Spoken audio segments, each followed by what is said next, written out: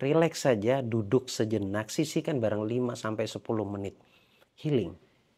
Ini pun tidak semua orang mempraktekannya karena ukuran kita mau berterima kasih itu kalau banyak gitu kan. Pasti ada hikmahnya di balik kejadian yang Anda alami. Dan sebelum kita lanjut, saya ingin sampaikan tanggal 19 Oktober saya akan hadir di Jakarta dalam sebuah seminar Spiritual Law of Attraction atau program ulang bawah sadar.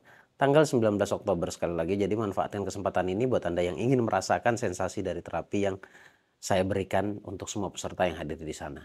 Kemudian di minggu berikutnya saya hadir di Bandung tanggal 26 Oktobernya ya. Di Bandung di Hotel Arjuna. Kalau di Jakartanya di Hotel Diraja di Jakarta Barat. Segera daftarkan diri Anda.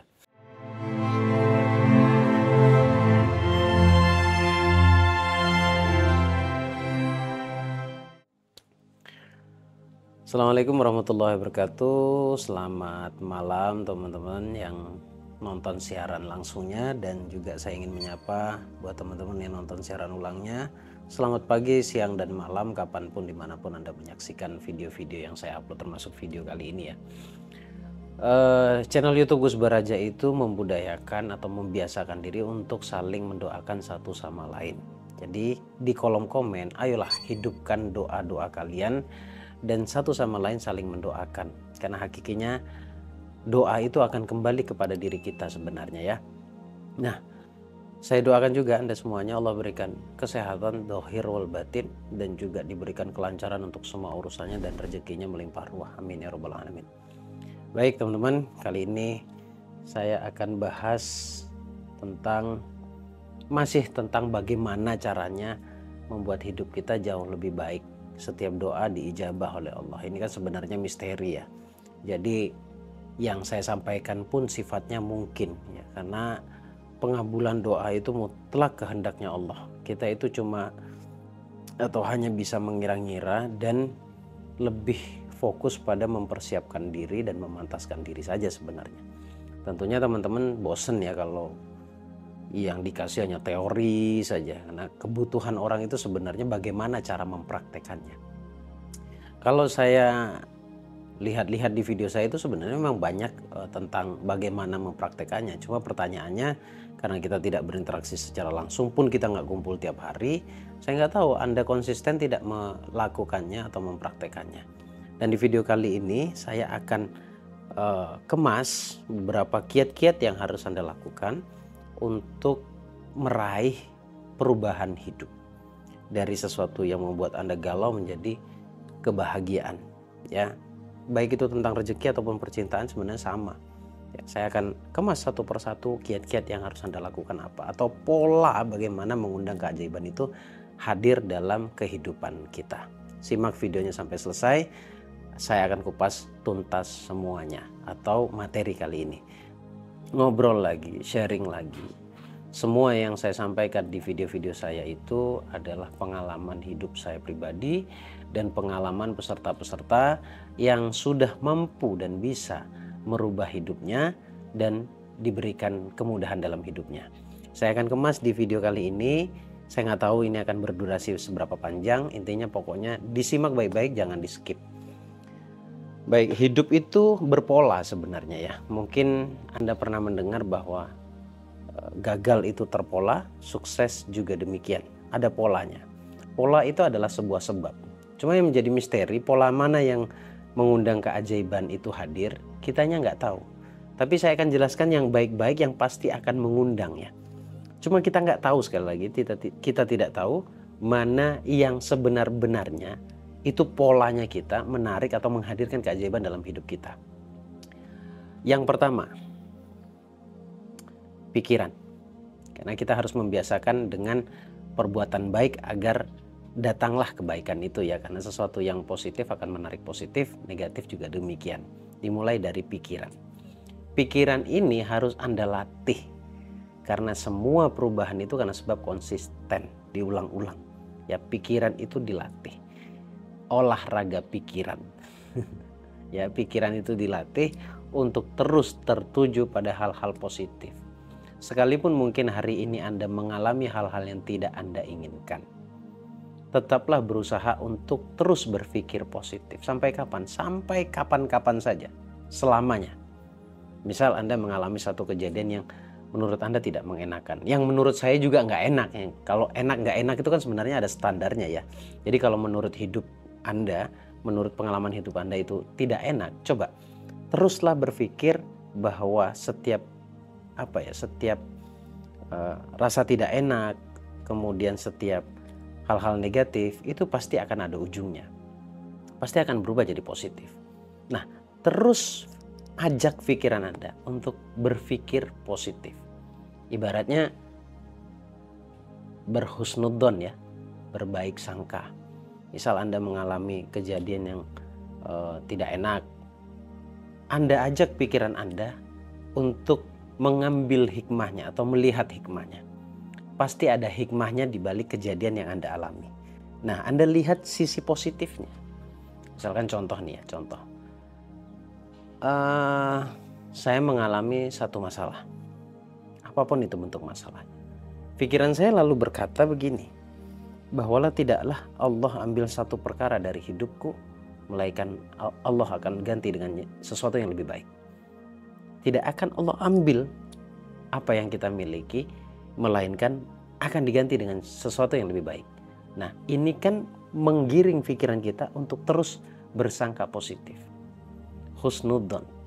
Misalkan, saya yakin walaupun ini perjalanan bertubi-tubi, saya yakin perubahan itu pasti akan saya dapat. Itu menggiring pikiran kita pada hal-hal positif. Itu dulu dilatih. Selain pikiran, ini yang akan mengundang keajaiban loh ya. Selain pikiran, kita turun sedikit ke ucapan. Ucapan ini identiknya dengan zikir, dengan afirmasi, ya, dengan apapun yang Anda ucapkan. Mulai hari ini coba Anda perhatikan baik-baik. Bahasa-bahasa Anda, kata-kata Anda itu harus ditata, harus diperbaiki sebaik mungkin.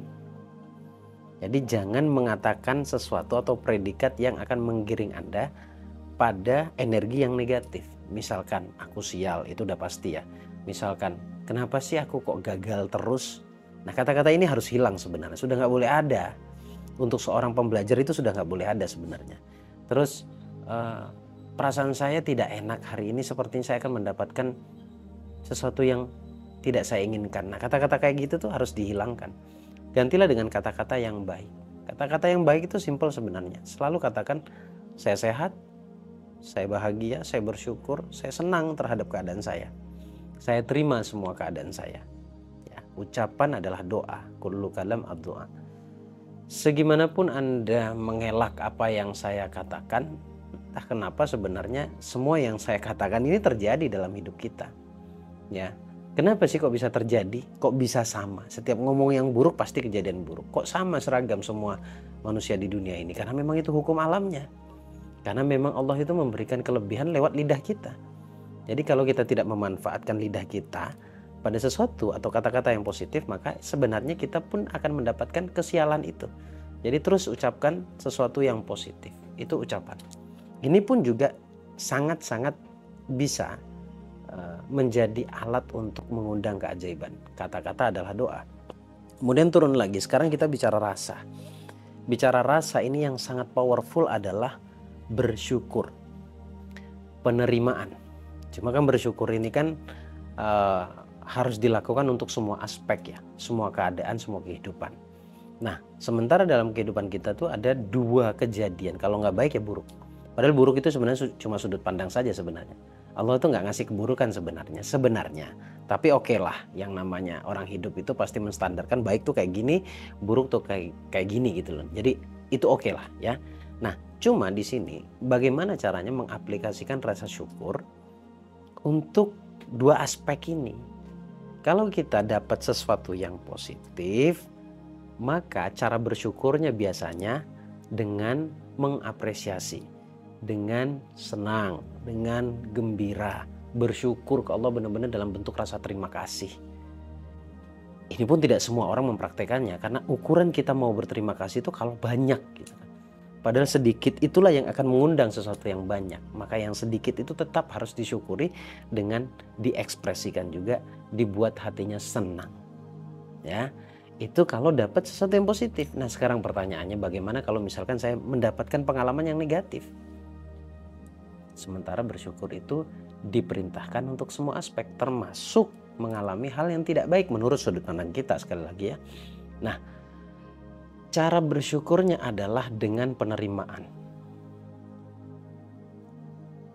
Menerima itu ridho. Allah itu memberikan atau menganugerahkan keridhoannya kepada kita. Ternyata ketika kita ridho. Ini pun hemat saya sebenarnya ya.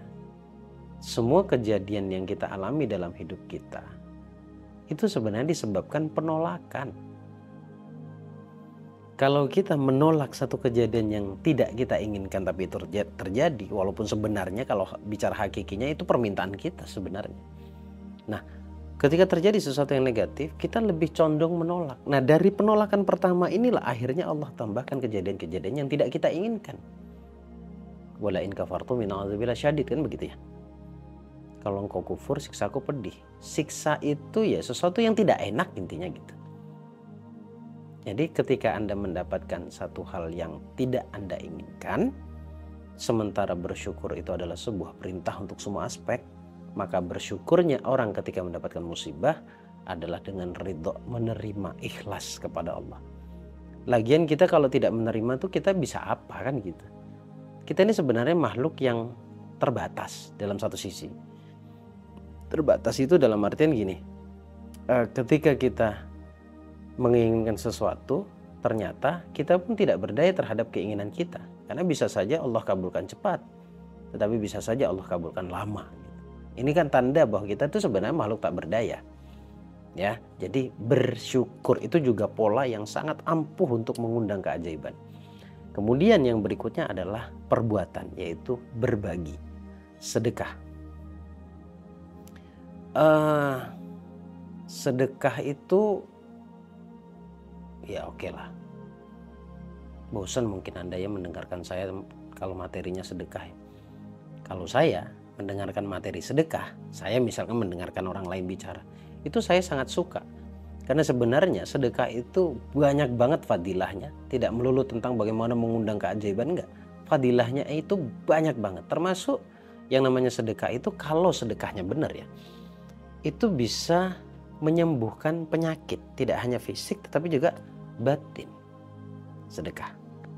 Kemudian selain itu sedekah juga bisa melipat gandakan rezeki.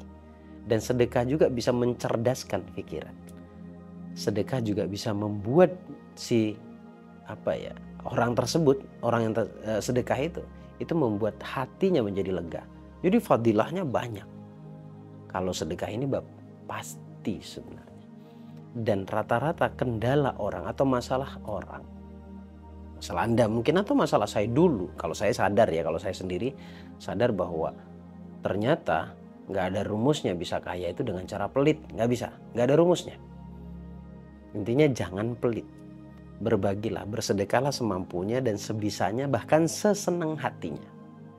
Ya, sedekah, mundur dikit syukur, mundur dikit ucapan, mundur dikit pola pikir, sudut pandang. Ada 4. Ini saja, maksud saya ya, ini saja yang perlu Anda ulang-ulang.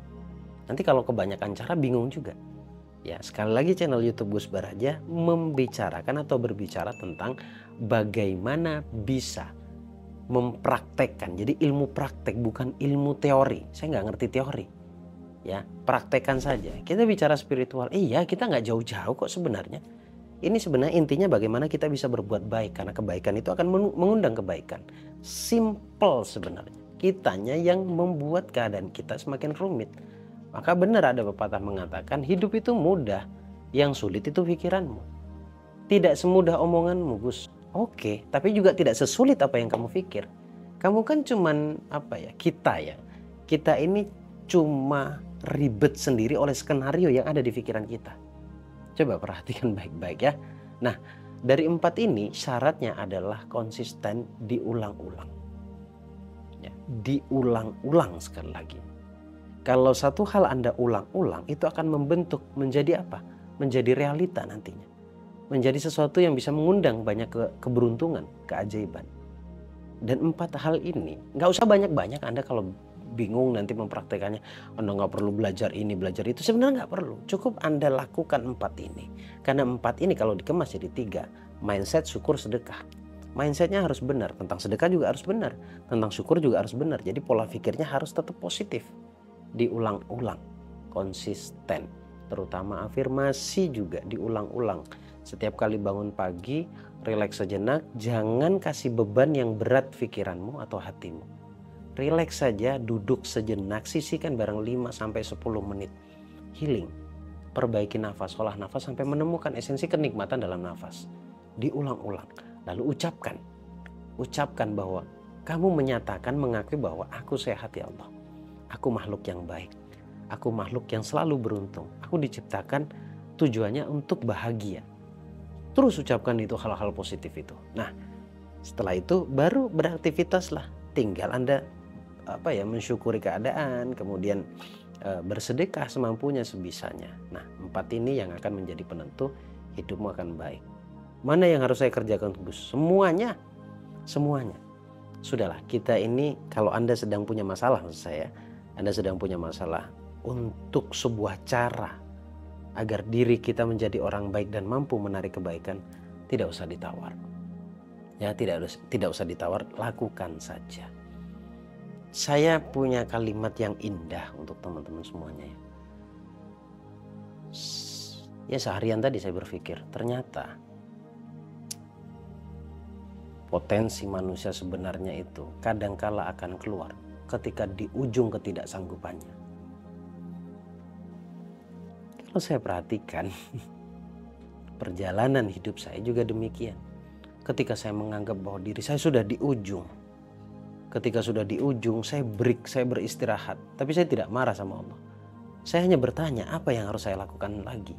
Entah kenapa dalam hati Allah berikan hidayah, Allah berikan petunjuk, Allah berikan cara, jalan, kemudahannya di situ, ide. Jadi ketika kita sudah di ujung, ketika sudah melakukan hal baik tapi masih belum terkabul, disitulah biasanya potensi diri itu Allah berikan. Pasti Allah titipkan sesuatu yang lebih dalam diri kita. Cuma kadangkala kita tak mampu melihatnya. Itulah kenapa akui dengan cara berafirmasi. Jadi afirmasi sudah saya jelaskan di video sebelumnya. Afirmasi atau zikir itu tujuannya adalah pengakuan. Bukan untuk mengabulkan doa, bukan. Pengakuan, akui dulu dalam dirimu ini ada apa.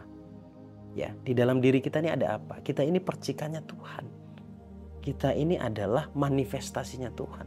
Allah tiapkan ruh ke dalam diri manusia.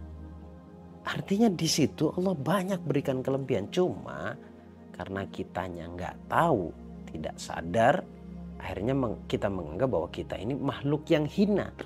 Padahal sebenarnya makhluk yang mulia. Balik lagi bicara tentang kesadaran.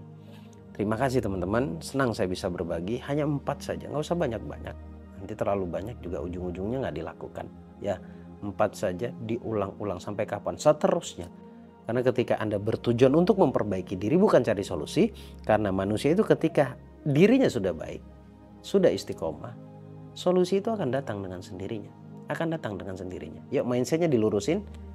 Sekarang bukan cari solusi, tapi cari cara bagaimana caranya bisa memperbaiki diri. Dan ketika dirimu sudah jadi orang baik, sudah memperbaiki bagian dalam dan juga bagian luarnya, maka solusi itu akan datang dengan sendirinya. Pasti, bukan lagi mungkin ataupun insya Allah, pasti. Karena kebaikan itu akan mendatangkan kebaikan. Itu hukum alam. Terima kasih, semoga bermanfaat. Sharing singkat, nggak terlalu panjang. Kalau di sini saya lihat 19 menit saja. Masa untuk perubahan hidup sepanjang masa hidup kita ngorbanin 19 menit saja? Anda masih bingung, Anda masih berkeluh kesah. Ayolah, berubahlah. Masa depanmu itu begitu indah untuk kamu lepaskan. Terima kasih, saya Bagus Baraja. Semoga bermanfaat. Assalamualaikum warahmatullahi wabarakatuh.